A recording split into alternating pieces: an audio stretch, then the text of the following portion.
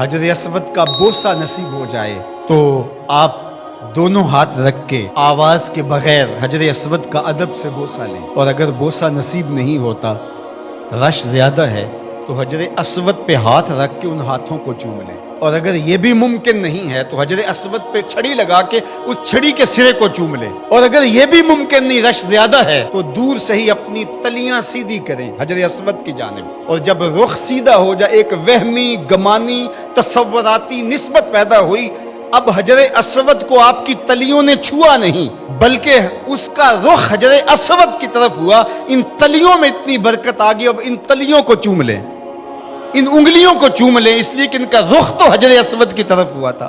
تو جس پتھر پر میرے حضور کے ہونٹ لگے، جس پتھر پر میرے حضور کے لب لگے، اس پتھر کو چومنا بھی عبادت قرار پایا۔ اور پھر اگر تمہیں چومنے کا موقع نہیں ملتا، ہاتھ لگا کے ان ہاتھوں کو چوم لو۔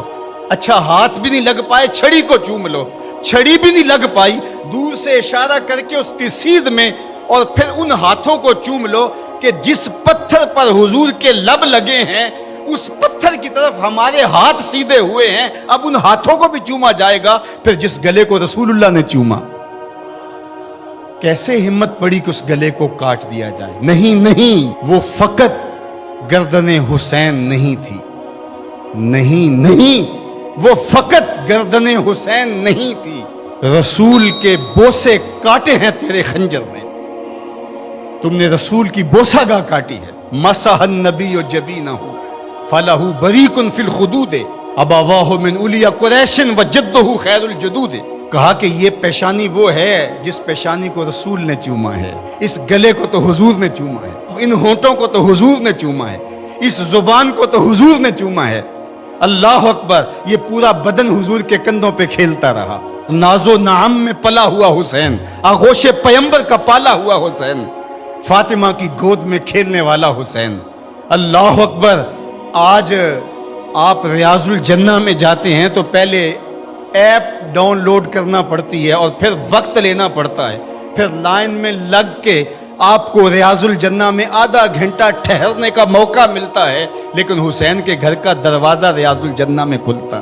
جو کھیلنے کے لیے نکلے تو سامنے مسجد نبوی کا صحن ہے، کبھی پیغمبر کی گود ہے، کبھی زہرا سلام اللہ علیہا کی گود ہے، کبھی مولا کائنات کی گود ہے۔ یہ حسین ابن علی ہیں، حضور علیہ السلام گزرتے ہیں اور حضرت امام حسین رو رہے ہیں، تو آقا کریم نے فرمایا حسین کو چپ کرواؤ، اس کا رونا مجھے اذیت دیتا ہے۔ تو بتائیے کہ جب نیزوں پہ حسین ابن علی کو پرویا گیا تو گنبد خضرا میں حضور کی کیفیت کیا ہوگی؟ جن کے دم سے دین کا بھرم قائم تھا، جو چراغے اہل وفا ہیں، جو رسول اللہ صلی اللہ علیہ وآلہ وسلم کی شبیہ تھے، جو عکس جمال مصطفیٰ ہیں، جن کو دیکھ کے محمد عربی یاد آتے ہیں، جو حضور کی گود کے پالے ہوئے، آغوش پیمبر کے پروردہ ہیں، جنہیں حضور اپنا لعاب عطا کرتے ہیں۔ آج اسی حسین کو، پیغمبر کے نواسے کو، 3 دن کے اس پیاسے کو کربلا میں ذبح کرنے کے لیے اسی رسول کی امت نیزے اور برچیاں لیے ٹوٹ پڑی ہے۔ ایک نے نیزہ ماریا وچ سینے، دوجے تیراں دا می برسان لگ پے، ول کعبے دے سجدہ کرنے والے ہتھی آپ ہی کعبے نو ٹان لگ پے۔ بے مروت بے وفا تیرا بھی کیا افسانہ ہے، جس نے اپنی ہی شمع کو گل کیا تو وہ پروانہ ہے۔ حسین تو دین ہے، آپ دین کو ڈھا رہے ہیں۔ دین است حسین، دین پناہ است حسین، حسین منی و انا من حسین، حسین مجھ سے ہے اور میں حسین سے ہوں۔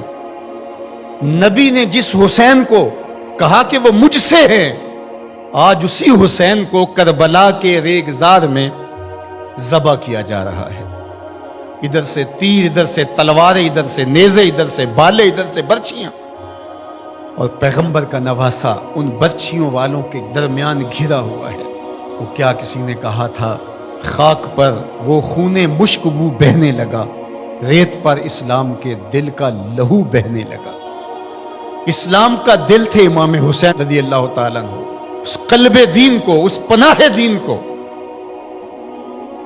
شاہ سوارے دوش مصطفیٰ کو، نواسہ رسول کو، پورے بطول کو، ابن علی کو، برادر حسن رضی اللہ تعالیٰ عنہ کو آج جس طرح بے دردی سے شہید کیا جا رہا ہے، اترجو امتن قتلت حسینہ شفاعت جد ہی یوم الحسابی، وہ امت جس نے حسین کو قتل کیا وہ قیامت کے دن سے شفاعت مانگنے کیسے جائے گی؟